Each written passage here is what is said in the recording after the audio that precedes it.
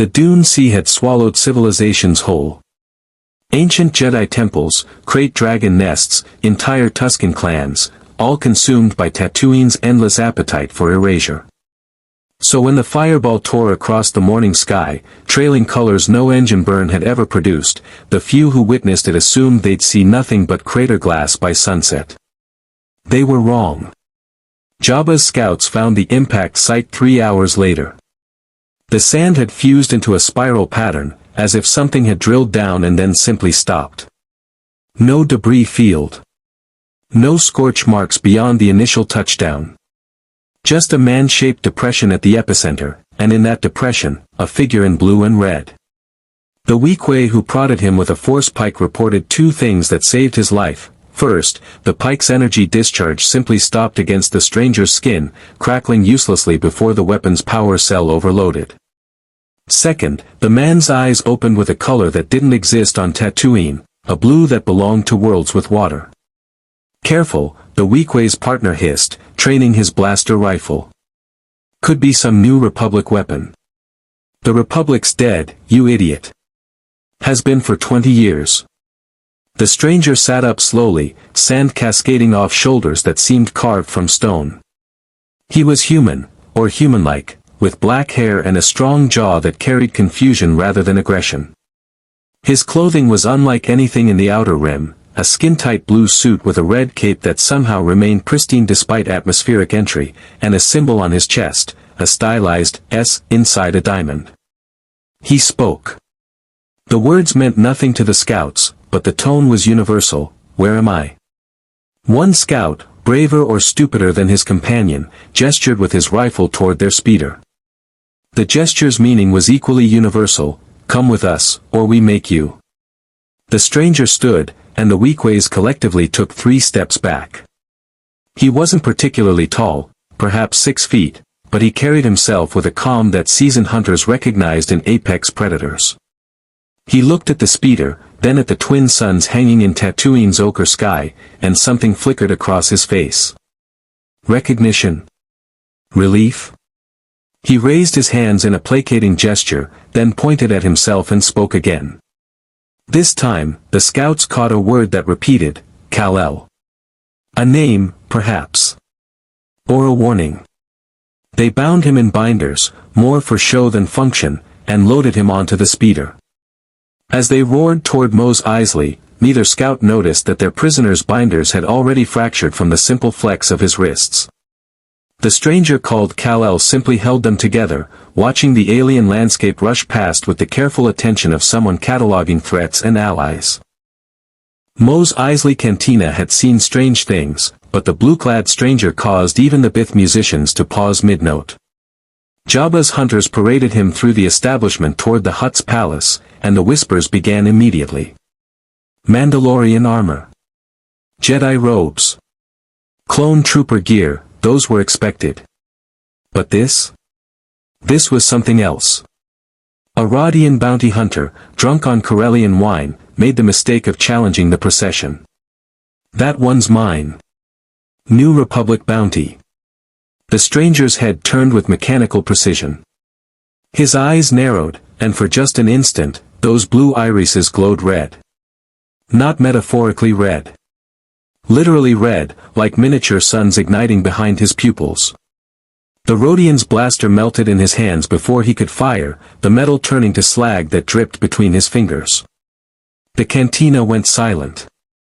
Harchuk, a Mandalorian mercenary, whispered from the shadows, using an old word that meant both damn and respect. The procession continued without further incident. Jabba the Hutt's throne room thrived on intimidation. Dancers, guards, the rancor pit, all designed to remind visitors of their insignificance. But when the blue-clad stranger was shoved before the dais, he didn't kneel.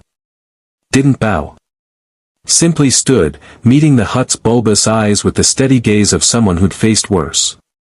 Jabba spoke in Huttese, his translator droid converting the words, "You crash on my territory. You carry no identification, no currency, no weapons. Are you spy? Jedi? Republic remnant?" The stranger tilted his head, clearly not understanding. He responded in that same alien language, patient but firm. Trying to communicate. Bib Fortuna, Jabba's majordomo, leaned close to his master. The language is unknown to our databases, Exalted One. Not in any Republic records. Then he's useless. Jabba gestured toward the rancor pit. Feed him to my pet. At least provide entertainment. The floor panel dropped. What happened next would become legend in Mos Eisley's criminal underworld. The stranger didn't fall, he floated, hovering in midair as the rancor roared below him. Then he simply flew back up, cape rippling behind him, and landed gently on the throne room floor. Flew. Without jetpack. Without repulsors. Without anything. The throne room erupted in chaos. Guards opened fire, blaster bolts filling the air with deadly crimson light. The stranger moved, faster than human physiology should allow, and every bolt either missed or impacted his body with the effectiveness of thrown pebbles. One shot hit his eye directly. He blinked, irritated, and the bolt ricocheted into a ceiling fixture. Jabba's booming laugh cut through the panic. Enough. The guards froze. The Hutt studied his would-be victim with new appreciation, his mind already calculating profit margins. You, he said through his translator, are very interesting. And interesting things have value. The stranger, clearly understanding the shift in tone if not the words, crossed his arms. Waiting. In the palace's communication chamber, Bib Fortuna drafted an urgent message to Imperial authorities on Tatooine. Unknown entity. Possible force-sensitive. Impossible durability. Recommend immediate investigation. He encrypted it with Jabba's personal Imperial codes, the ones that bought the Hutt his comfortable arrangement with the Empire, and sent it to the local garrison. From there, it bounced to Sector Command. From Sector Command to the Outer Rim Territories Overseer. And from there, marked with red priority flags, directly to the Super Star Destroyer Executor. Lord Vader was meditating when the message arrived, suspended in his hyperbaric chamber, the only place he could remove his mask and still breathe. The force rippled around him, disturbed by something he couldn't quite identify. A presence.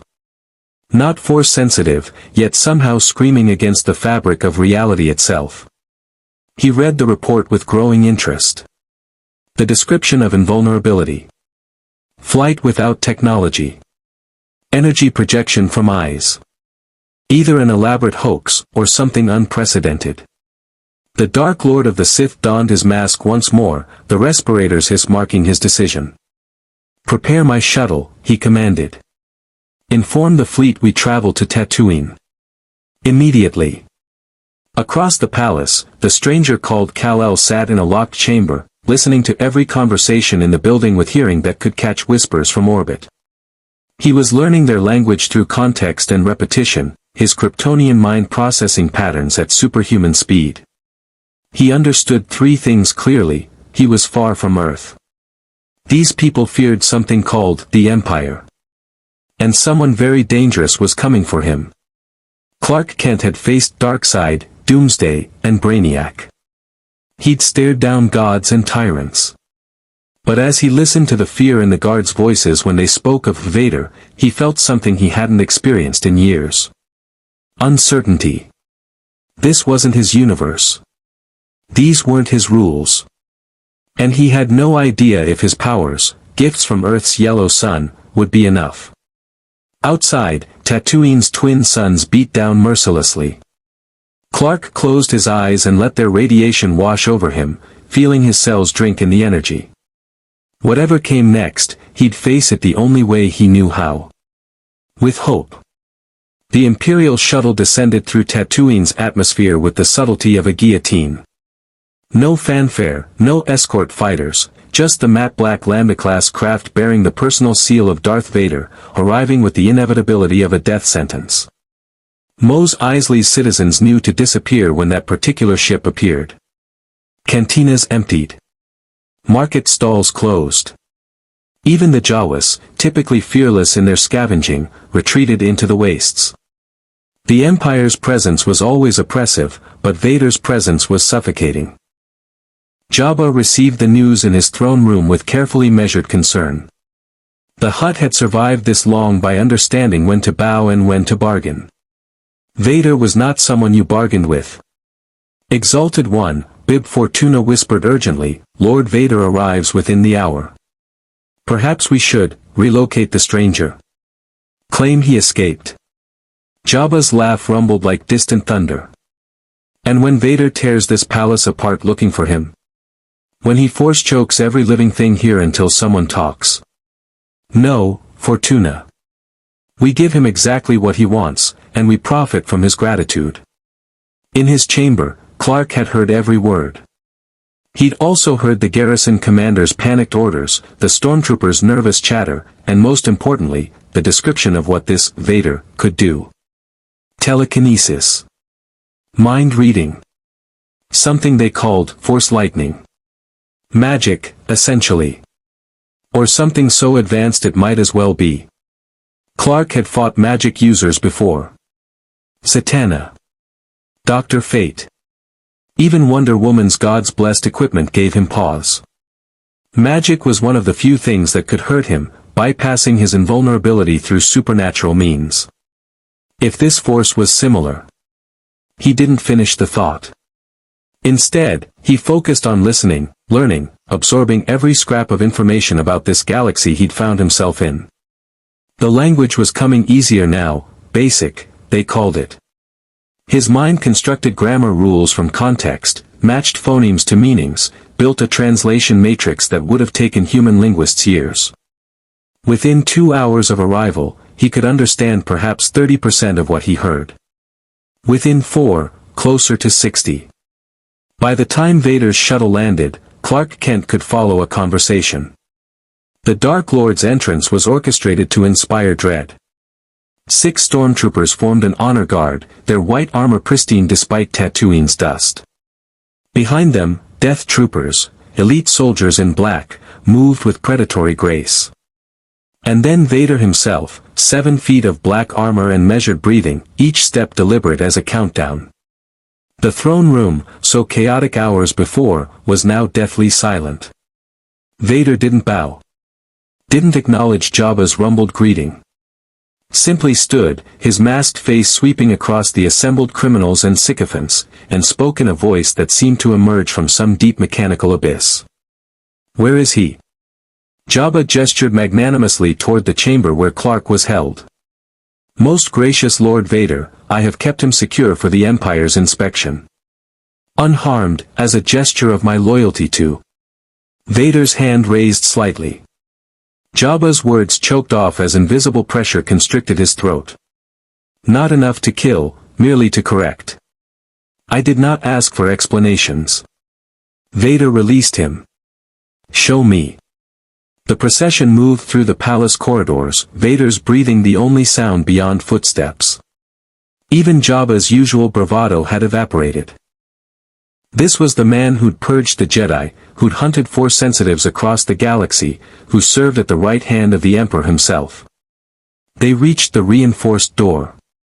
4 guards stood watch, suddenly very aware of their own mortality. Open it, Vader commanded. The door slid aside with a pneumatic hiss. Clark stood in the chamber's center, no longer wearing his broken binders. His cape hung still in the recycled air, and his arms were crossed in a posture that managed to be both defensive and defiant. His eyes, those impossibly blue eyes, met Vader's mask without flinching. For a long moment, neither moved. Vader's presence in the Force was overwhelming, a vortex of darkness, pain, and controlled fury. He reached out through the Force toward this stranger, probing, searching for the familiar resonance of midichlorians, the connection to the cosmic energy that bound all living things. Nothing. Not emptiness, that would imply an absence.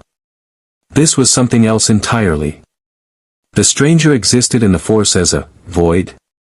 No. An anomaly. Like trying to touch something through a pane of transparisteel. The Force acknowledged his presence but couldn't grasp him, couldn't read him, couldn't influence him in the usual ways. Fascinating. And deeply troubling. You are not of this galaxy, Vader stated.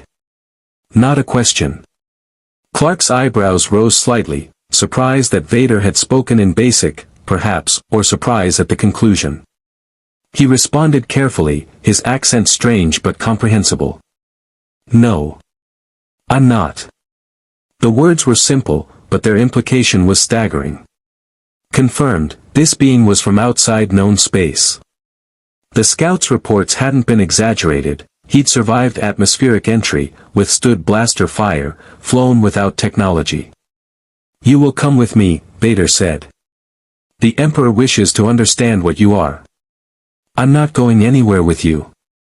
Clark's voice remained calm, but his stance shifted subtly, weight balanced, ready for movement. I don't know who your Emperor is, but I've heard enough to know I don't want to meet him. Behind Vader, the stormtroopers raised their weapons. The Death Troopers' rifles hummed to life. Jabba's guards backed away, wanting no part of what came next. Vader simply tilted his head, studying this strange being who thought he could refuse a Dark Lord of the Sith. You misunderstand your position. Vader's hand extended, fingers splayed. The Force erupted. Invisible pressure slammed into Clark from all sides, the crushing grip that had killed admirals and rebels, that had torn bulkheads from star destroyers, that channeled the dark side's raw power through Vader's will. Clark grunted, his feet sliding backward across the floor, boots screeching against metal. The pressure increased. Decreased. Shifted, probing for weaknesses, for the biological triggers that would collapse lungs or rupture organs. But Clark wasn't collapsing. His face reddened with effort, muscles straining against the invisible assault, but he remained standing. More than that, he was pushing back, fighting the Force grip through pure physical strength, his Kryptonian musculature resisting through sheer biological superiority. Vader's breathing quickened slightly. Irritation. He'd never encountered resistance like this. Force sensitives could defend themselves through their own connection to the Force. But this being had no such connection. He was simply strong enough to resist. The Dark Lord released his grip and ignited his lightsaber in a single fluid motion. The crimson blade cast bloody shadows across the chamber, its hum a promise of violence. Last chance, Vader said quietly. Surrender, or be destroyed. Clark's eyes began to glow. Not figuratively, literally. Red light built behind his irises, heat vision preparing to fire, energy that could melt through starship hulls focusing on the armored figure before him. I don't want to fight you, Clark said, his voice strained with restraint. But I won't be taken prisoner. Not by you. Not by anyone. The standoff held for 3 heartbeats. Then Vader moved. He was faster than any man in armor should be, the Force propelling him forward in a Force-enhanced rush. His lightsaber swept in a killing arc toward Clark's neck, a strike that had decapitated Jedi Masters. Clark caught the blade. Bare-handed. The lightsaber's plasma edge met Kryptonian skin and stopped, the energy field unable to penetrate Clark's molecular structure. Heat that could cut through durasteel simply dissipated against his palm. The blade sizzled and sparked, trying to find purchase, failing. Every person in the chamber stopped breathing. Vader himself froze, his tactical mind recalibrating. Lightsaber-resistant materials existed, cortosis, Beskar, certain alloys, but living tissue that could withstand a lightsaber? Impossible. Unless this being truly wasn't from this reality. Clark wrenched the lightsaber aside, not taking it, simply pushing it away, and planted his other hand on Vader's chest plate. Not a punch. A push. But behind it was strength that could move planets.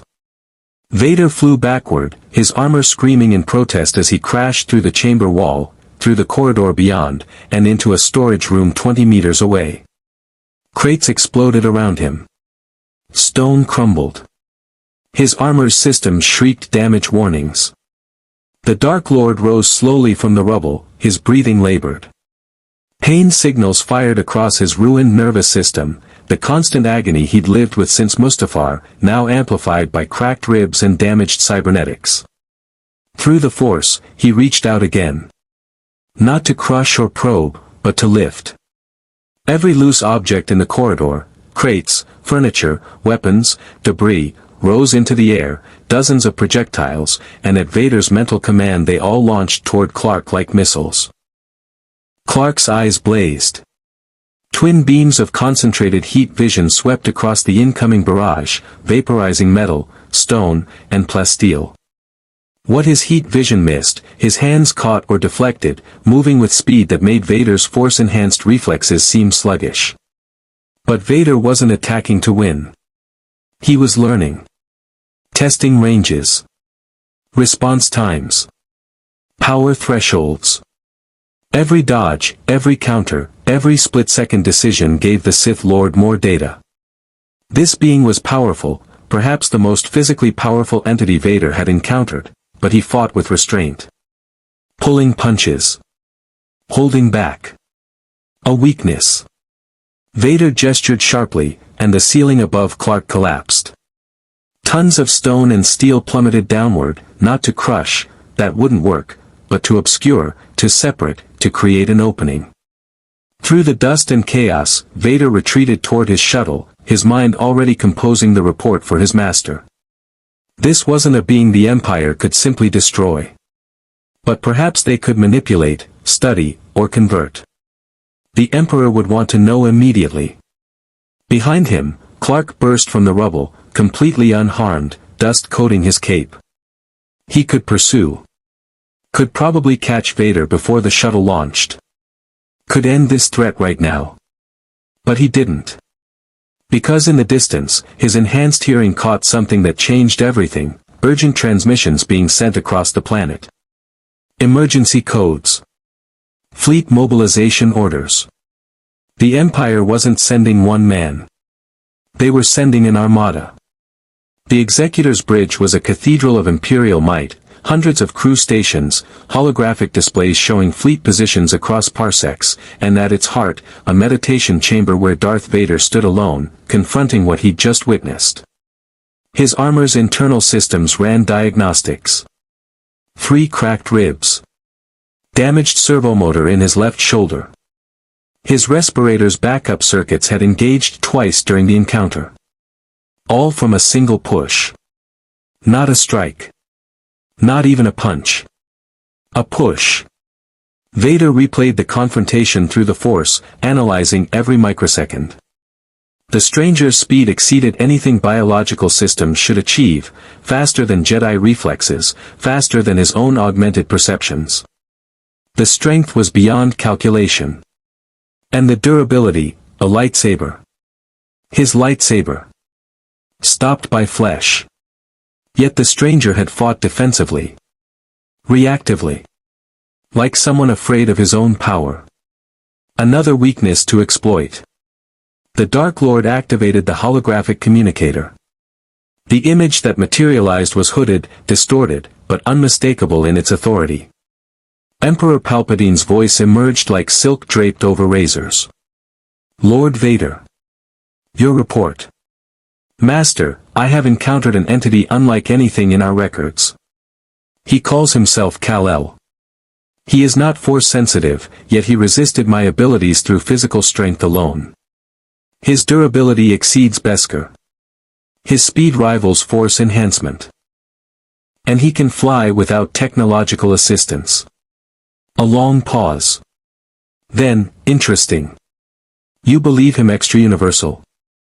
His biology is similar to baseline human, but his cellular structure must differ fundamentally. No known species in this galaxy possesses such capabilities naturally. When I probed through the Force, he registered as absent. Not void, but separate. As if he exists adjacent to the Force rather than within it. Palpatine's hologram leaned forward slightly. Did you sense deception? Hidden allegiances? No, Master. I sensed hesitation. He could have killed me. Instead, he pushed me away. He fights like someone who has rules. Rules. The Emperor's laugh was dry as ancient parchment. How quaint. And how useful. Bring him to me, Lord Vader. Alive. If he possesses power outside the Force, I will learn to harness it. If he cannot be turned, he will be eliminated before the rebellion learns of his existence. He will resist capture, Master. Then use leverage. Everyone has weaknesses, even those who appear invulnerable. Find his, and exploit it without mercy. The hologram flickered out. Vader stood motionless, considering strategy. Overwhelming force wouldn't work, the stranger had demonstrated that. But the Emperor was correct, everyone had weaknesses. The key was discovering them before the stranger became a true threat to Imperial dominance. He activated the ship's communication array. Admiral Piet.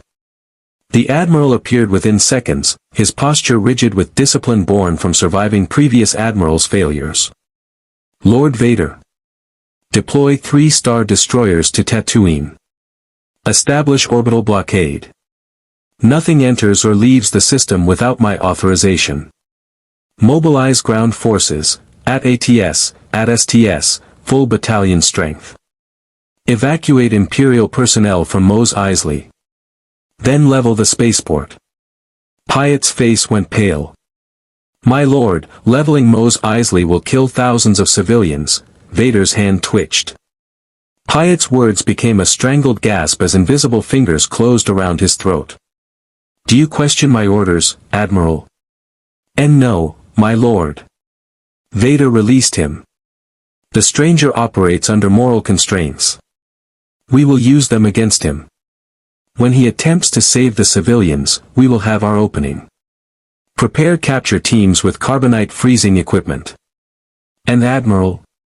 Vader's mask turned fully toward Piet.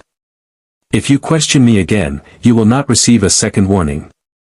Understood, Lord Vader. 3 hours later, the blockade was in position. Star destroyers hung in orbit like daggers aimed at Tatooine's heart.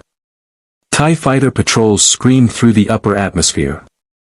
And in Mos Eisley, stormtroopers went door to door with a simple message: evacuate immediately, or be executed as enemy combatants. Clark watched from Jabba's palace, his X-ray vision piercing walls and distance. He'd left the Hutt stronghold immediately after Vader's departure, finding a high vantage point to survey the situation. It was worse than he'd feared. Through his enhanced vision, he counted the ships. The soldiers. The massive walkers being deployed outside the city. They weren't preparing for battle, they were preparing for extermination. And his hearing picked up the terrified conversations below. Families gathering what they could carry. Old moisture farmers protesting that they had nowhere to go. A Twi'lek mother begging stormtroopers for more time to find her children. Clark's jaw clenched. He'd faced this moral calculus 1,000 times on Earth. Hostage situations. Terrorist threats. Situations designed to make him choose between impossible options. And every time, he'd found a third way. A solution that saved everyone. But this wasn't Earth. He didn't know the technology, didn't understand the political landscape, didn't have the Justice League to coordinate with. He was alone in a galaxy that operated under rules he was still learning. And they were going to murder thousands of people to draw him out. A voice spoke behind him, female, accented with clipped imperial precision. Impressive, isn't it? The Empire's efficiency. Clark spun, his cape snapping. A woman stood on the rooftop's edge, silhouetted against Tatooine's setting suns. She wore fitted dark clothing, practical rather than military, and carried no visible weapons. But her posture suggested she didn't need them. Who are you? Clark demanded. Someone who can help you. Or someone who can watch you fail to save these people. Your choice. She stepped into the light, revealing sharp features and eyes that calculated like computers. My name is Mara Jade. I serve the Emperor directly. And I'm here to offer you an alternative to mass slaughter. Clark's eyes narrowed. I'm listening. Lord Vader wants you alive. The Emperor wants to understand what you are. Normally, they'd simply hunt you until you were captured or killed, but you've proven problematic. So they're using these civilians as leverage. Crude, but effective. Get to the point. Come with me willingly. Submit to study. And the Empire will call off the bombardment. These people live. You get to keep your moral high ground. Everyone wins. Except me. Mara smiled coldly. You're one being. They're thousands. The mathematics are simple. Clark looked back at the city, his superhearing catching 100 desperate conversations at once. A father promising his daughter they'd be safe. A shopkeeper refusing to leave his life's work. An old veteran, too infirm to evacuate, sitting calmly in his home waiting for the end. No deal, Clark said quietly. Mara's eyebrow arched. You'd let them die to preserve your freedom? I'd find another way. There is no other way. This is the Empire. We don't negotiate. We don't compromise. Either you surrender, or Lord Vader orders the bombardment, and 3-star destroyers turn Mos Eisley into glass. And if you try to stop them, they'll simply target another city. Then another. Tatooine has dozens of settlements. How many can you save before you collapse from exhaustion? She was right, and Clark knew it. They could target populations faster than he could defend them. This was a war of attrition he couldn't win through force alone. But there was something Mara didn't understand. Something the Empire didn't understand. Clark Kent had spent his entire life finding alternatives to impossible choices. Tell Vader I'll meet him, Clark said. But not here. Not around civilians. There's a location 40 kilometers north, the Dune Sea. Nothing but sand for 100 kilometers in every direction. No one to hurt but us. Mara studied him carefully. You're stalling. Planning something. I'm preventing a massacre. Tell him 1 hour. He comes alone, no ships, no soldiers. Just him and me. If I see any Imperial presence within 50 kilometers of Mos Eisley, the deal's off and I'll do everything in my power to make sure your Empire regrets it. Bold words. You're one man against a galactic military. Clark's eyes flashed red for just an instant. Tell him. Mara held his gaze, then nodded slowly. 1 hour. But understand something, Kal-El, the Emperor always gets what he wants. Whether you surrender today or next week changes nothing except the body count. She turned and leapt off the roof, not falling, but caught by a waiting speeder bike that screamed away into the dusk. Clark stood alone, watching the Imperial forces reposition. They'd send Vader. That was certain. But they wouldn't trust Clark's word, they'd have contingencies, backup plans, ways to capture him regardless of the agreement. Which meant he needed a plan of his own. He lifted into the air, his cape billowing behind him, and accelerated toward the Dune Sea. His mind raced through options. He couldn't let innocent people die. But he also couldn't surrender. Instinct told him that whatever the Empire wanted to do to him would be worse than death. So he'd do what Superman always did. He'd save everyone. Even if it seemed impossible. The twin suns sank below the horizon, painting Tatooine's sky in shades of crimson and gold. In the gathering darkness, forces moved into position, Imperial walkers stomping through sand, TIE fighters circling like vultures, and somewhere in orbit, Darth Vader preparing for the confrontation that would determine thousands of fates. And in the Dune Sea's heart, a man from another universe touched down on alien sand, his eyes scanning the stars for guidance that wouldn't come. Whatever happened next would reshape this galaxy's future. The question was whether anyone would survive to see it. The Dune Sea at night was a wasteland of cold and shadow. Without the twin suns' heat, temperatures plummeted, and the wind carved the dunes into new shapes, erasing the day's footprints. It was a place where things went to die, or to hide. Clark stood at the coordinates he'd specified, listening. The wind carried sounds from incredible distances. The hum of Imperial machinery in Mos Eisley 40 kilometers south, the nervous chatter of stormtroopers, the crying of children being evacuated. But closer, much closer, he heard the distinctive rhythmic breathing.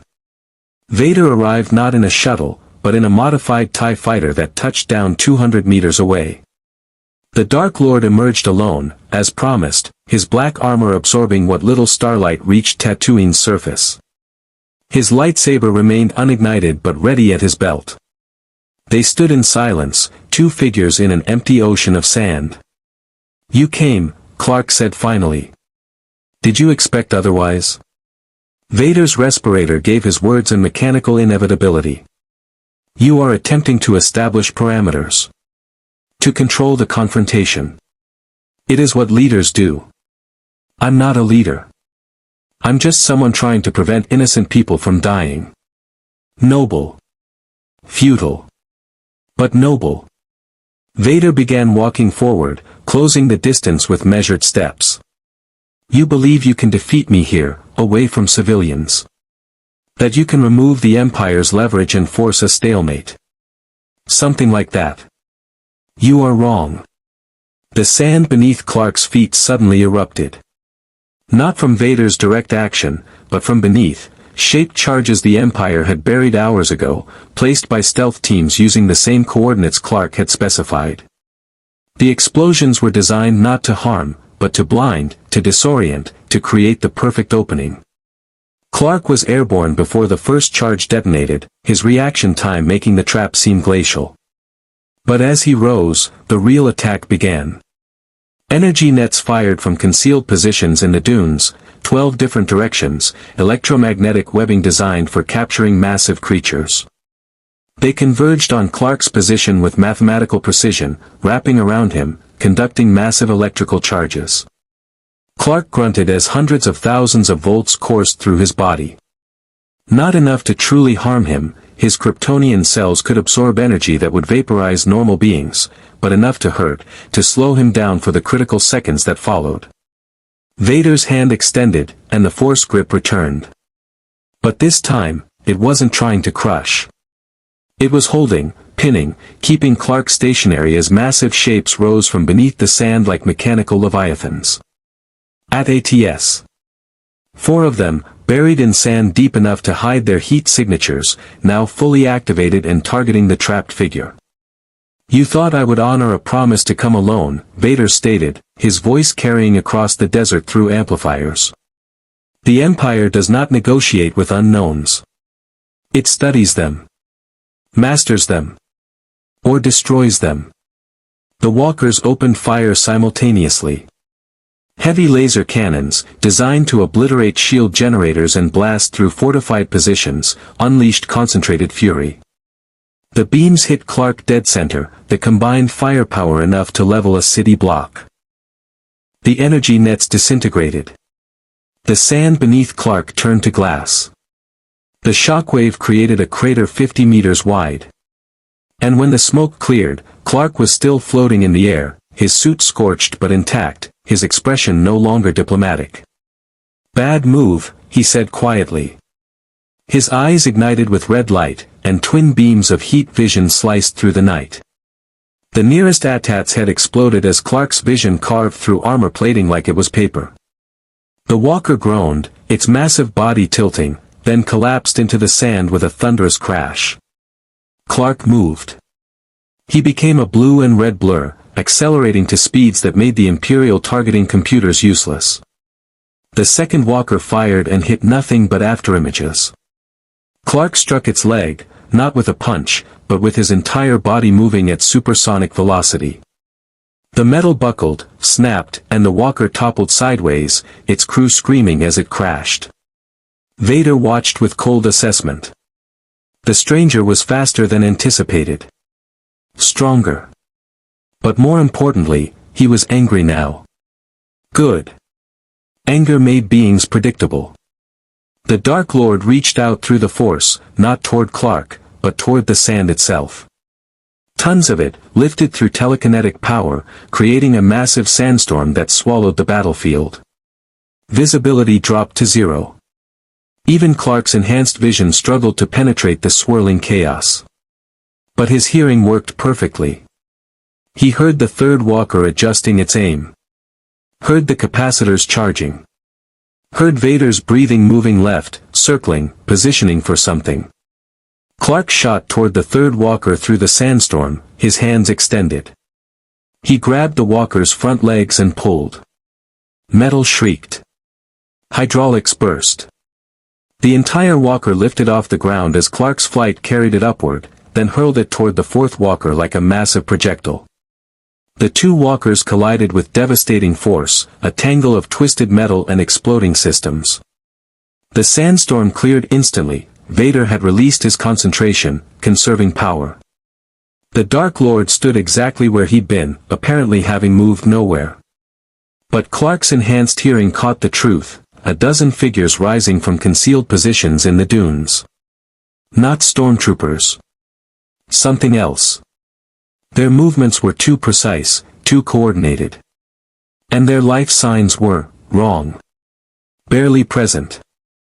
Sith assassins, Vader explained, almost conversational. Trained in the ancient ways. Enhanced through alchemy and cybernetics. They cannot kill you, that has been established, but they will test whether you can be everywhere at once. The assassins attacked in perfect synchronization.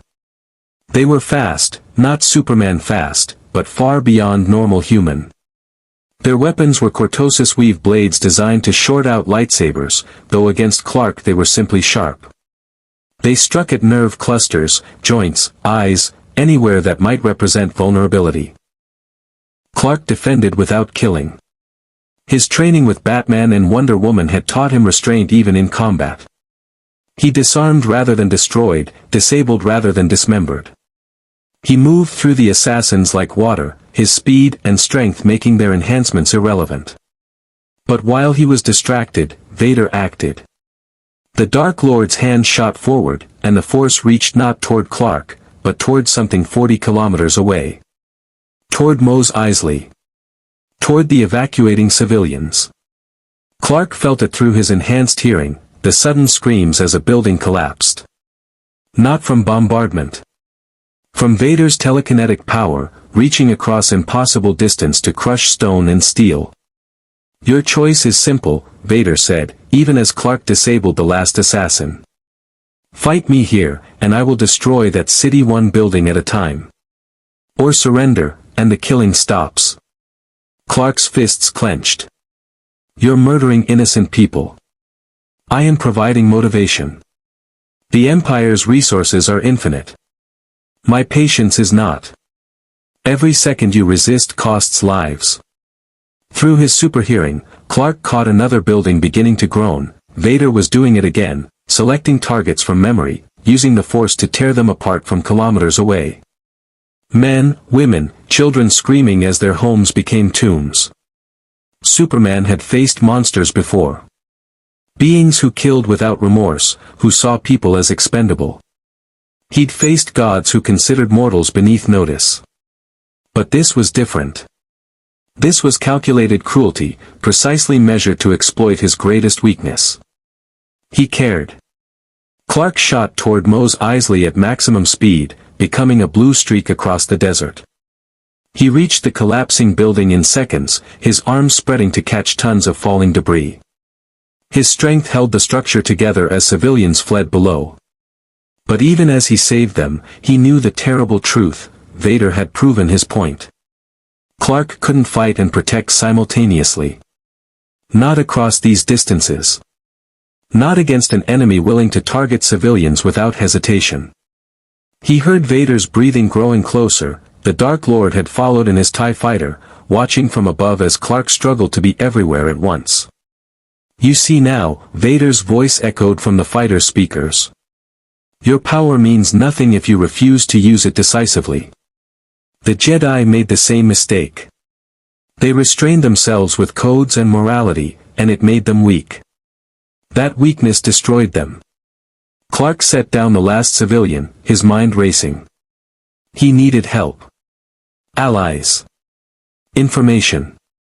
Something to tip the scales back toward balance. And in that moment, as if the universe was answering his need, he heard something new.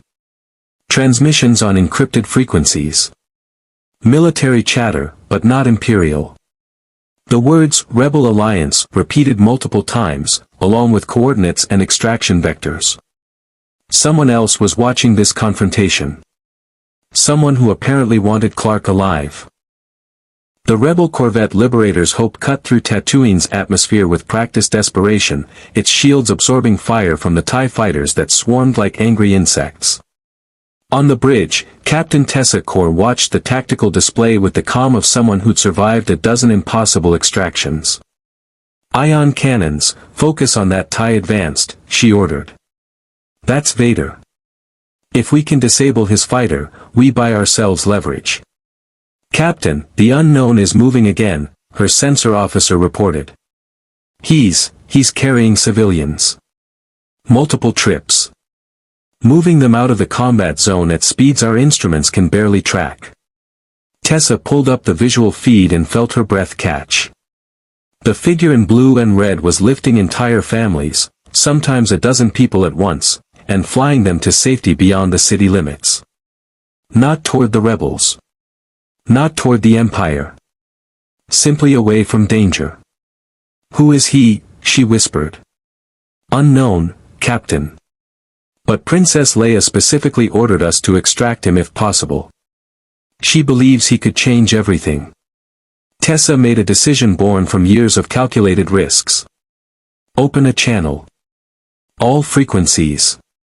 Maybe he'll listen."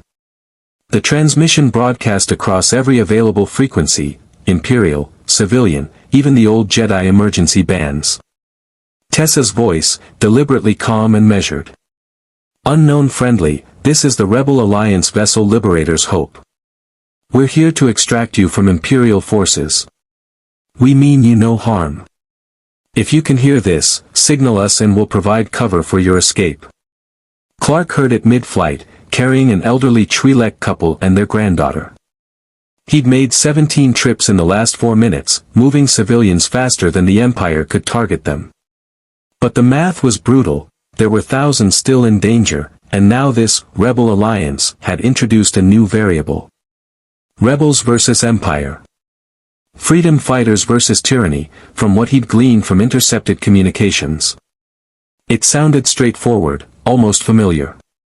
Like fighting against injustice on Earth. But Clark had learned the hard way that things were rarely that simple. He set down the family outside the danger zone, offering them a reassuring nod despite the language barrier, then lifted back into the sky. His enhanced vision tracked everything: Vader's TIE fighter engaging Rebel Y-wings, stormtroopers setting up anti-aircraft batteries, and the Star Destroyers in orbit beginning to reposition for orbital bombardment. They were going to glass the entire region if this continued. Clark's jaw clenched. He tried restraint. Tried negotiation. Tried finding the moral high ground. But the Empire kept escalating, kept targeting innocents, kept proving that in this galaxy, power without limits was the only language they respected. Maybe it was time to speak that language. He accelerated toward Vader's TIE fighter, becoming a missile of Kryptonian fury. The Dark Lord sensed him through the Force, that strange awareness that seemed to track Clark despite his immunity to direct manipulation, and banked hard. But Clark was faster. His hands closed around the fighter's solar panel wing and squeezed. Durasteel crumpled like aluminum foil. The TIE fighter spun out of control, its engines screaming. Vader ejected a split second before the craft smashed into a dune, using the Force to cushion his landing even as his fighter exploded behind him. The Dark Lord rose from the sand, his armor scorched, his respirator cycling rapidly. Around him, stormtroopers rushed to his position, forming a protective perimeter. But Vader waved them back with a sharp gesture. This confrontation was between him and the stranger. Clark descended slowly, touching down 30 meters away. The wind whipped his cape dramatically, sand swirling around his boots. For a moment, the two simply stood there, the Dark Lord of the Sith and the Man of Steel, representatives of two completely different kinds of power. You are making a grave mistake, Vader said, his hand moving to his lightsaber. The Emperor will not tolerate this defiance. He will deploy the full might of the Imperial fleet. Thousands of ships. Millions of soldiers. And if necessary, he will use the Death Star's superlaser to obliterate this entire planet. Clark's eyes narrowed. Death Star. A battle station capable of destroying worlds. It obliterated Alderaan, 2 billion people, gone in an instant. Your power means nothing against that scale of destruction. Surrender now, or I will recommend Tatooine as its next target. The words hit Clark like physical blows. A weapon that destroyed planets. Billions dead. The casual way Vader spoke of it, like it was just another tool in the Imperial arsenal. This wasn't just tyranny. This was evil on a scale that made Darkseid's invasion seem limited. You're bluffing, Clark said, but his voice carried uncertainty. Am I? Vader tilted his masked head. The Emperor views this galaxy as his possession. Anyone who threatens his control, rebel cells, Jedi survivors, unknown entities from beyond reality, they all receive the same treatment. Total annihilation. Your compassion will not save these people. It will condemn them. Above them, the rebel corvette was taking heavy fire. One of its engines exploded in a shower of sparks. The ship began listing, losing altitude, clearly seconds from catastrophic failure. Clark's mind raced through impossible calculations. Save the rebels and abandon the civilians. Protect the civilians and let the rebels die. Fight Vader and risk the Empire's promised escalation. Every choice led to death. Unless. Clark's eyes blazed red, and he fired his heat vision, not at Vader, but at the sky.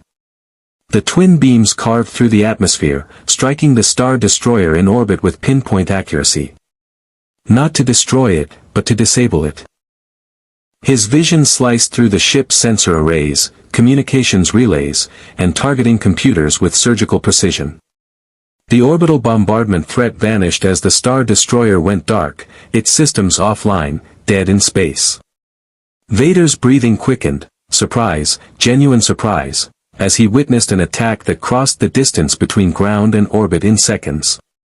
Impossible. Nothing's impossible, Clark said. Just difficult.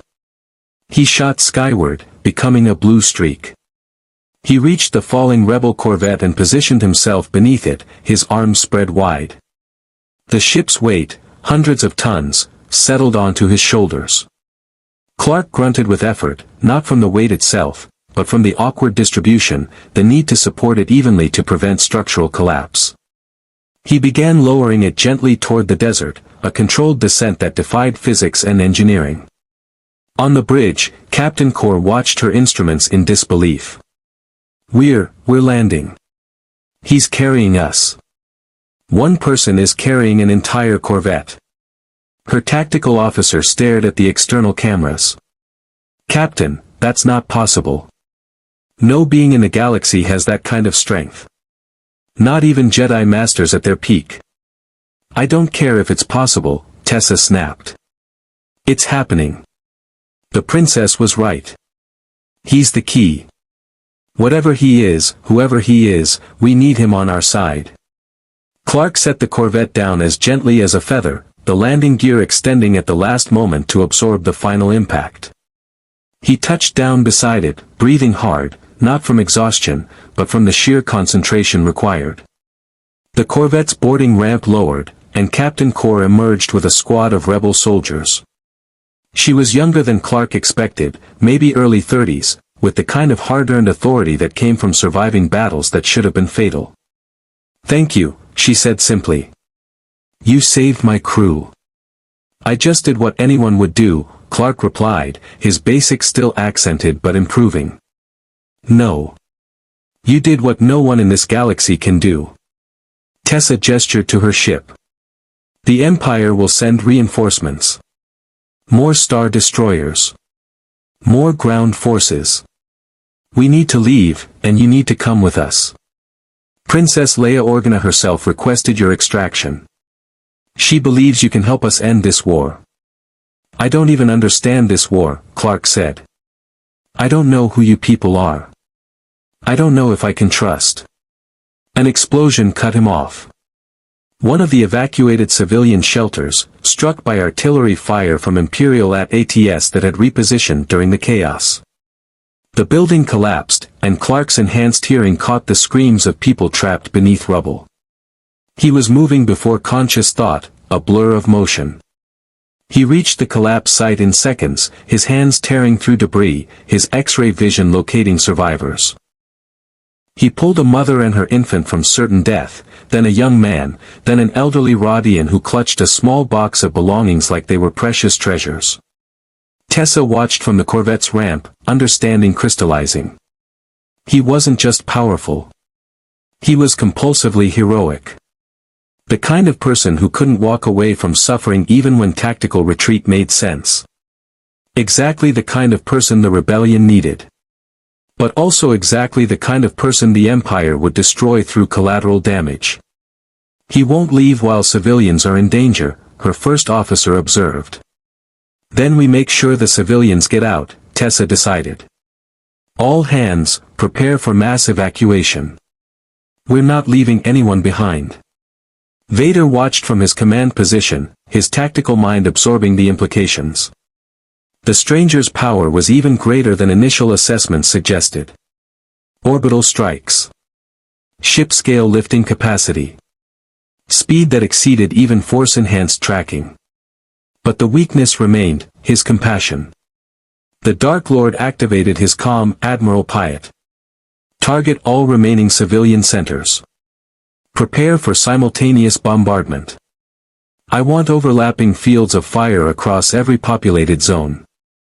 Lord Vader, that will require repositioning the entire fleet. It will take 20 minutes. Then you have 20 minutes to accomplish it. And Admiral, if the stranger interferes with even one target, execute Order Protocol 7. Piet's voice dropped to horrified whisper. My lord, that protocol requires. I know what it requires. The Emperor has authorized any measure necessary to secure or eliminate this entity. Do not fail me. The comm went silent. Vader turned his masked gaze toward the distant figure still pulling civilians from rubble. So much power. So much potential. All wasted on the weak, the worthless, the expendable masses that served only to slow the galaxy's evolution toward imperial perfection. The stranger would learn what all Force users eventually learned: compassion was the path to suffering. And suffering was the path to power. Or it was the path to death. Either way, the Empire would prevail. It always did. The situation deteriorated with brutal efficiency. Within 15 minutes, Imperial forces had cordoned off every remaining civilian population center within a 100-kilometer radius. AT-STs patrolled the perimeters. TIE bombers circled overhead. And in orbit, the Star Destroyers, now 3 fully operational vessels after the damaged one had been relieved, aligned their weapons in a firing pattern that would leave nothing but scorched earth.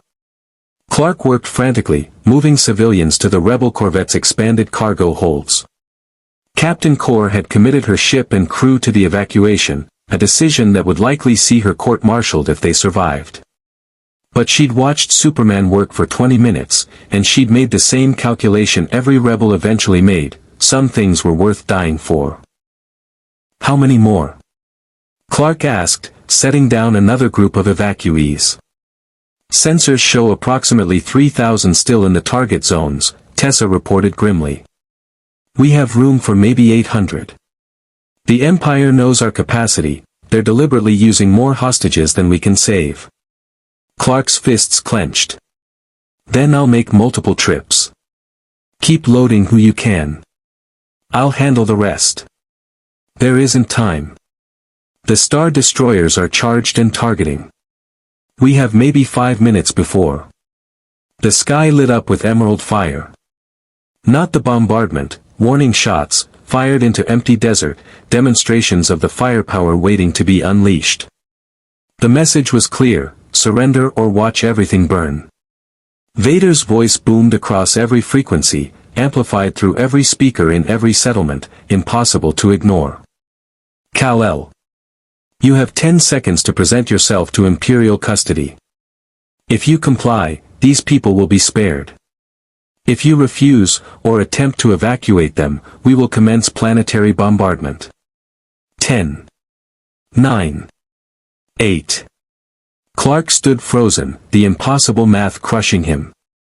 He could move fast, faster than anyone in this galaxy, but not faster than light-speed turbolaser fire from orbit. Not across dozens of simultaneously targeted locations. If the Empire fired, thousands would die before he could react. Don't do it, Tessa said urgently. It's a trap. The moment you surrender, they'll kill everyone anyway. That's how the Empire operates. You don't know that. Yes, I do. I watched them do it to my home world. They promised amnesty for rebels who surrendered. My father believed them. They executed him in front of his family, then conscripted my brothers into stormtrooper service. The Empire doesn't negotiate. It dominates or destroys. 7. 6. 5. Clark's enhanced hearing caught everything happening across the planet. Children crying. Parents holding each other. An old man sitting calmly, accepting his fate. A Tusken Raider mother shielding her child with her body. He'd faced impossible odds before. Doomsday. Dark Side. The Anti-Monitor.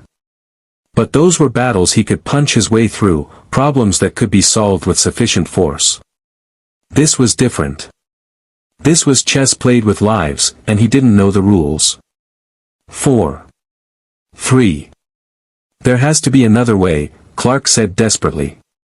Some solution that saves everyone. An explosion rocked the desert. Not from orbit. From the surface. One of the Imperial ATS erupted in flames, its ammunition stores detonating in a cascading fireball. Then another. Then a third. Sabotage. Across every Imperial position, coordinated attacks began simultaneously. Speeders emerged from the dunes, not rebel craft, but local resistance fighters, smugglers, even some of Jabba's people. They'd been watching the standoff, waiting for the moment when Imperial attention was focused elsewhere, and now they struck with suicidal courage. Through his enhanced hearing, Clark caught a transmission on an encrypted frequency, for Alderaan. For everyone the Empire has murdered. Today we fight back. The local population had made their choice. They wouldn't be pawns any longer. Vader's countdown stopped. The Dark Lord's attention shifted to the sudden uprising, his tactical mind recalculating. The attacks weren't militarily significant, scattered resistance fighters with small arms against an Imperial battalion, but they were disrupting the carefully orchestrated hostage scenario. Suppress the insurgents, Vader commanded coldly. Lethal force authorized. Stormtroopers turned their weapons on the attackers. TIE fighters broke formation to strafe speeder positions. And in that moment of distraction, Clark moved. He became a blue and red hurricane. He hit the first AT-ST at supersonic speed, his shoulder strike crumpling the walker's cockpit. The pilot survived, Clark made sure of it, but the machine was destroyed. He moved to the next, and the next, dismantling the Imperial ground forces with systematic efficiency. But even as he worked, the Star Destroyers above began their bombardment sequence. Not the full-scale assault, not yet, but precision strikes targeting resistance positions. Turbolaser fire lanced down from orbit, each shot powerful enough to vaporize buildings. Clark shot skyward, his body becoming a missile. He intercepted the first orbital strike in mid-air, his body absorbing the turbolaser's energy. It hurt, more than the previous attacks, more than he'd expected, but his cells drank in the energy, converting it, dispersing it. The shot that should have killed dozens dissipated against his chest. On the Executor's bridge, Admiral Pyatt stared at his sensors in disbelief. The energy signature, it absorbed the turbolaser blast. My lord, that's impossible. Nothing organic can withstand that much concentrated energy. Increase firepower, Vader ordered flatly. All batteries. Continuous bombardment. The night sky turned green with death. Dozens of turbolaser strikes fired simultaneously, a curtain of destruction that even Clark couldn't intercept entirely. Some he blocked with his body. Others he deflected with heat vision, his eye beams intersecting the turbolaser fire and causing premature detonations in the upper atmosphere. But 3 got through. 3 shots that struck civilian positions, each one erasing lives in an instant.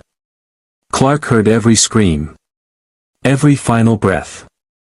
Every child calling for parents who no longer existed. He'd failed. Not completely, he'd saved thousands. But he'd failed the ones who just died, and their deaths carved into him with a pain that transcended physical damage.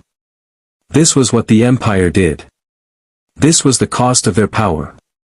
And Superman, for perhaps the first time in his life, felt the seductive pull of solving problems the easy way. He could fly into orbit right now. Tear those star destroyers apart with his bare hands. Find whoever gave the order and make sure they never gave another.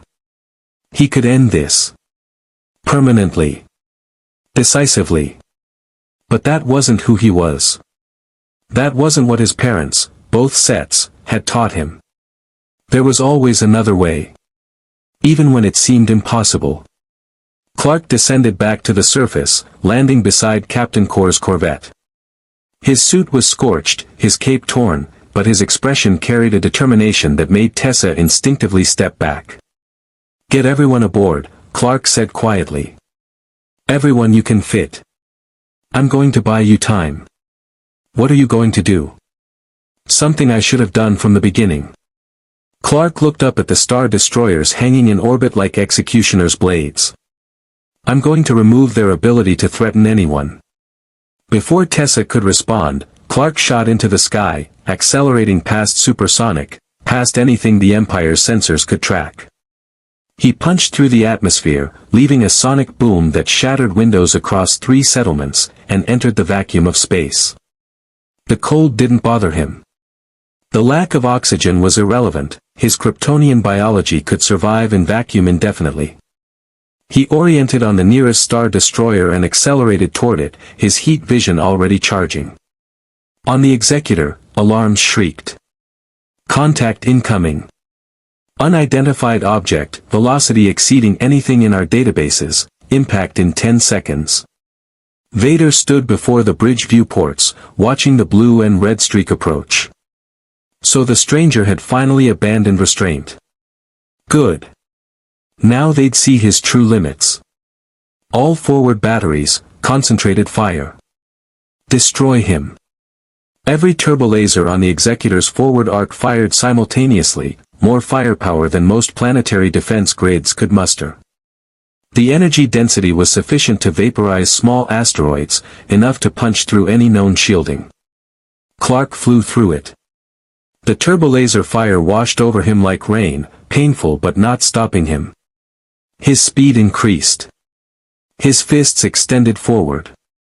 And he hit the Executor's forward shield with the force of a tactical nuclear weapon. The shield held for exactly 1.3 seconds before catastrophic failure. Clark punched through it, his momentum barely slowed, and struck the Star Destroyer's hull with enough force to buckle durasteel plating. He didn't penetrate, he stopped himself deliberately, unwilling to cause casualties even among his enemies, but the impact sent shockwaves through the entire vessel. Systems failed across 3 decks. The ship lurched sickeningly as its stabilizers struggled to compensate. And then Clark went to work. He flew along the Star Destroyer's surface, his heat vision carving through weapon emplacements with surgical precision. Turbolaser batteries melted. Missile tubes fused shut. Communications arrays exploded. He systematically dismantled the ship's ability to project force without destroying the ship itself.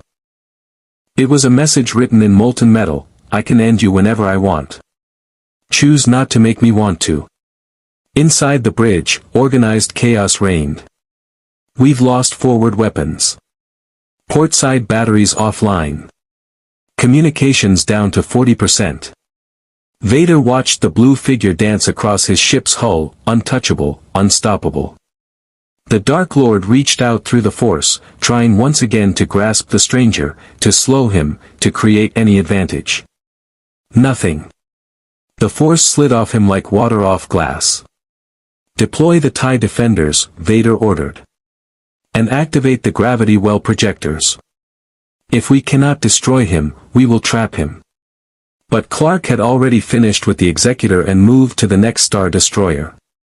Then the third. In less than 5 minutes, he'd neutralized the orbital threat completely, leaving 3 of the Empire's most powerful warships floating helplessly in space, their weapons offline, their crews unharmed but thoroughly humiliated. He hung in space between the crippled vessels, his cape somehow still flowing despite the vacuum, and looked directly at the Executor's bridge. Though kilometers separated them, his enhanced vision meant he could see Vader clearly, standing at the viewport, radiating dark fury. Clark spoke, knowing Vader couldn't hear him in vacuum but that the message would be clear. No more. Then he descended back toward Tatooine, toward the evacuations, toward the people still needing protection. Behind him, in the darkness of his meditation chamber, Darth Vader finally understood the true nature of the problem before him. This being wasn't just powerful. He was incorruptible. He'd been offered power, threatened with consequences, tested with impossible choices, and at every turn he'd found a solution that aligned with his principles. Which meant traditional methods wouldn't work. It was time to inform the Emperor that they needed a different approach. A more personal one. The evacuation took 6 more hours. With the orbital threat neutralized, Captain Kor's corvette made multiple trips to nearby systems, ferrying civilians to safe havens beyond Imperial reach. Clark assisted, carrying what the ship couldn't hold, moving faster than hyperspace across shorter distances. By the time Tatooine's twin suns rose again, the immediate danger had passed. The settlements weren't destroyed. The people weren't dead. And the Empire's forces had withdrawn to regroup, their pride wounded more severely than their hardware. But Clark knew this was temporary. A reprieve, not a resolution. He stood on a mesa overlooking the Dune Sea, watching the sunrise paint the desert in shades of amber and gold. The light felt good on his skin, different from Earth's sun, the wavelength slightly shifted, but close enough. His cells drank in the radiation, repairing the minor damage from yesterday's battle, restoring him to full strength. He heard the approach long before others would have. Footsteps across sand. Measured, deliberate. Not aggressive, but not cautious either. The confident stride of someone used to walking into dangerous situations. Captain Kor crested the mesa, slightly out of breath from the climb.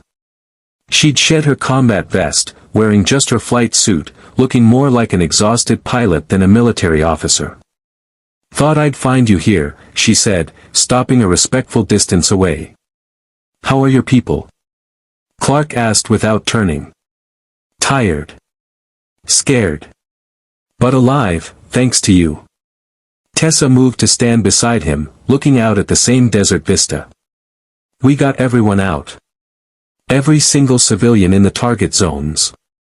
The Empire didn't kill a single," she stopped herself. "I'm sorry. That's not true. Those 3 shots that got through. 47 people," Clark said quietly. "I heard them die. I counted." Tessa looked at him sharply. "You can't blame yourself for." "I don't." Clark's jaw tightened. "I blame whoever ordered the bombardment. I blame the system that makes those orders possible. I blame a galaxy that apparently accepts this as normal. It's not normal. It's tyranny. That's why we fight. You call yourselves the Rebel Alliance. Yes. We're what's left of the Republic Senate after the Emperor dissolved it. Military forces, political leaders, ordinary citizens, anyone who believes the galaxy deserves better than imperial rule." Tessa pulled out a small holoprojector. Princess Leia asked me to show you this. She wanted you to understand what you've walked into. The holoprojector activated, displaying a young woman in white robes. She had dark hair, determined eyes, and carried herself with the authority of someone born to leadership but tempered by genuine compassion. My name is Leia Organa, the recording began. If you're seeing this, you've survived your first encounter with the Empire, and Captain Kor believes you can be trusted. I hope she's right. We need allies like you, people with the power and the will to stand against tyranny. The hologram shifted, showing images that made Clark's stomach turn. Planets under Imperial occupation. Slave labor camps. Public executions. And most horrifying, a massive spherical station, bristling with weapons, hanging in space like a mechanical moon. This is the Death Star, Leia continued, her voice tight with suppressed emotion. 3 weeks ago, Grand Moff Tarkin used it to destroy my home world, Alderaan. 2 billion people. An entire planet. Gone in seconds. He did it to force me to reveal the rebellion's location. I gave him false coordinates, but it didn't matter. He destroyed Alderaan anyway, as a demonstration of Imperial power. Clark's fists clenched. Vader hadn't been bluffing. We managed to destroy the Death Star. A small rebel fleet led by a young pilot named Luke Skywalker exploited a design flaw and turned the Empire's ultimate weapon into debris. But intelligence suggests they're already building another. And the Emperor has dozens of other projects, weapons, experiments, horrors we don't fully understand. Leia's image leaned forward, her expression earnest. I don't know where you came from, or what brought you to our galaxy. But I've seen the reports of what you did on Tatooine. You fought Darth Vader to a standstill. You disabled 3 Star Destroyers. You saved thousands of lives while refusing to take a single one. That kind of power, combined with that kind of restraint, is exactly what the rebellion needs. The hologram paused. I'm not asking you to become a soldier. I'm not asking you to kill for us. I'm asking you to be what you already are, a symbol of hope. A reminder that even against impossible odds, good people can make a difference. Join us. Help us restore freedom to the galaxy. Or at the very least, help us survive long enough to fight another day. The recording ended. Tessa deactivated the projector and waited, giving Clark space to process. She's asking me to take sides in a war I don't understand, Clark said finally. I don't know the history. Don't know the politics. Don't know if the rebellion is as noble as it claims. Then learn, Tessa replied. Come with us. See what the Empire has done. Meet the people fighting against it. Make an informed decision. She hesitated. But while you're deciding, the Empire will be hunting you.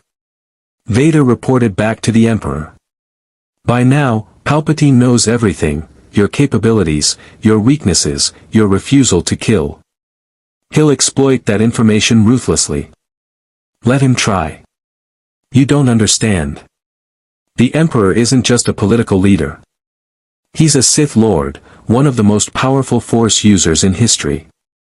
He destroyed the Jedi Order through manipulation and betrayal. Thousands of warriors, centuries of tradition, gone because he planned their destruction for decades. You're powerful, yes, but he's patient. And patience defeats power. Clark turned to face her fully. What would you have me do? Become the rebellion's weapon? Let you point me at targets and unleash me like some kind of superweapon? No, Tessa said firmly. I'd have you be exactly what you were yesterday, someone who saves people because it's right. Someone who faces impossible odds and finds the solution no one else saw. Someone who makes tyrants afraid. Before Clark could respond, a familiar mechanical breathing echoed across the mesa. Both Clark and Tessa spun, defensive postures instantly engaged. Darth Vader stood at the mesa's edge, alone, his lightsaber unignited at his belt. He made no aggressive move, simply stood there, his mask reflecting the rising suns. How did you, Tessa started, her hand moving to her blaster. I allowed your evacuation to proceed, Vader interrupted, his voice carrying easily across the distance. I could have pursued. Could have destroyed your Corvette during any of its supply runs. I chose not to. Why? Clark demanded. Because the Emperor wishes to speak with you. Not as a prisoner. Vader paused, as if the word tasted bitter, a potential ally. The suggestion hung in the air like a physical thing. Tessa laughed incredulously. You can't be serious. After everything yesterday, you think he'd trust anything the Empire offers? Trust is irrelevant. Facts are what matter. Vader gestured, and a small holoprojector dropped from his palm, activated before it hit the ground.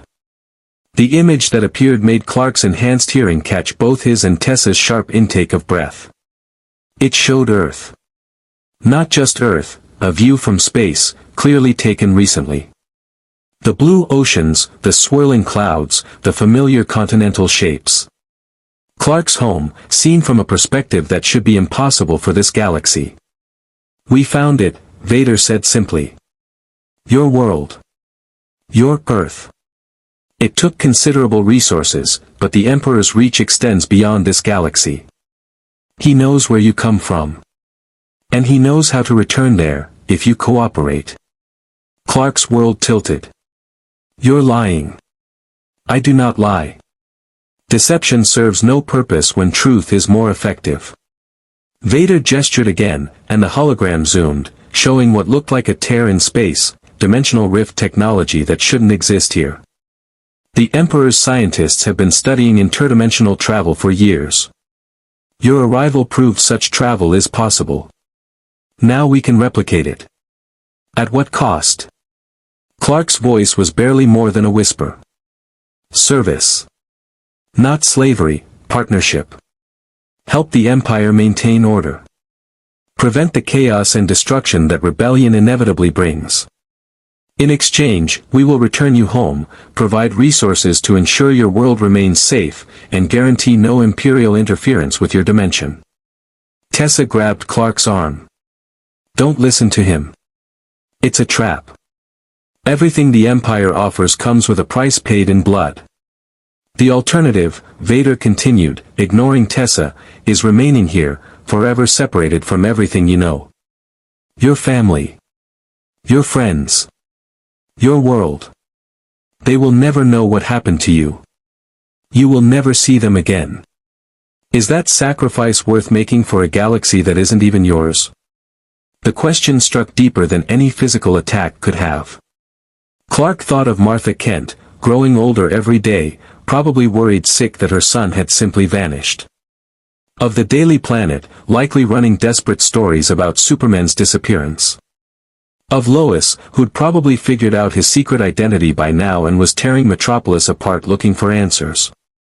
His entire life, everything he'd built, everyone he loved, all in another dimension, unreachable. Unless he accepted the Emperor's deal. I need to think, Clark said.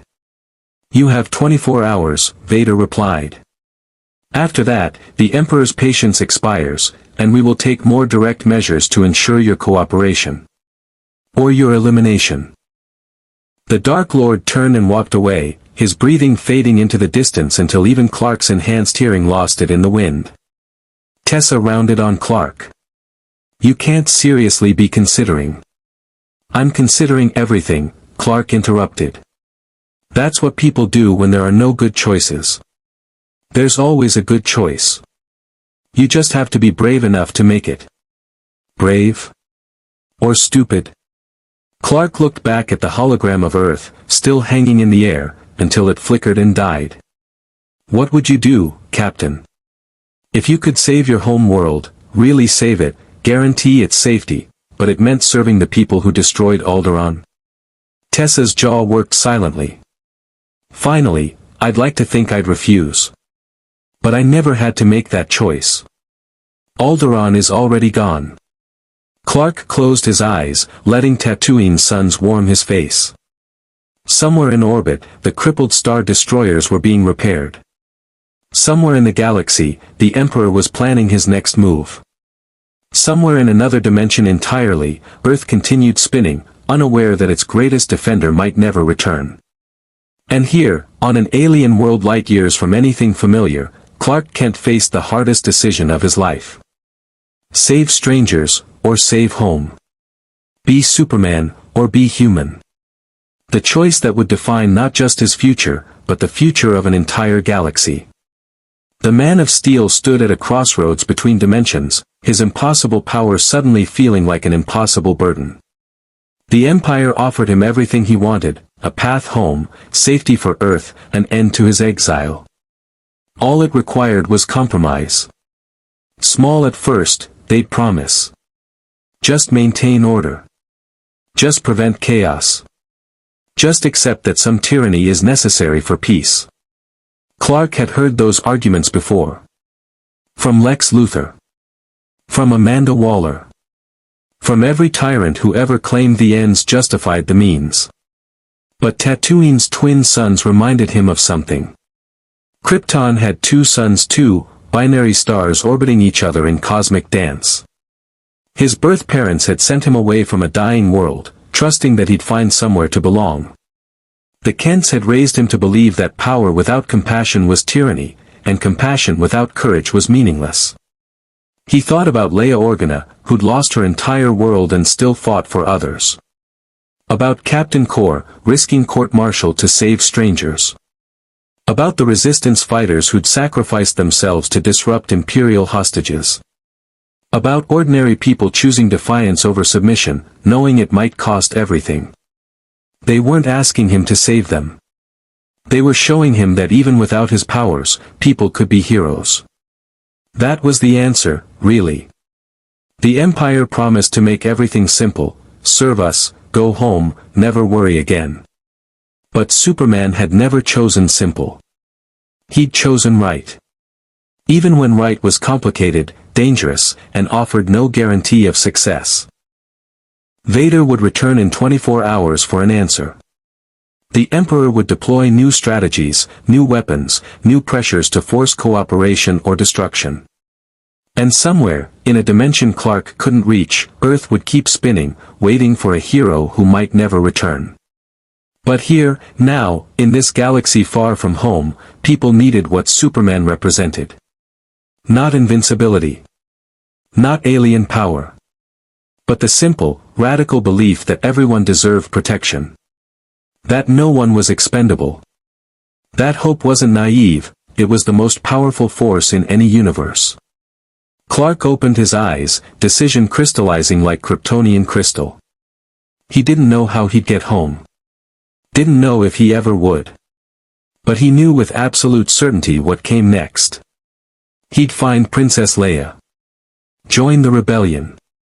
Fight the Empire. Not as a weapon, but as a symbol, proof that even against overwhelming darkness, light could endure. The Empire had made one critical miscalculation. They assumed everyone had a price. That sufficient pressure would break any resistance.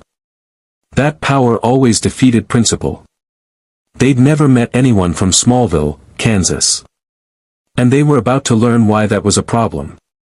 If you enjoyed this Star Wars What If story, check out our other crossover episodes exploring how different heroes would reshape the galaxy far, far away. Like, subscribe, and let us know in the comments, should Superman team up with Luke Skywalker, or would that be too much power for the rebellion to control? May the Force, and hope, be with you.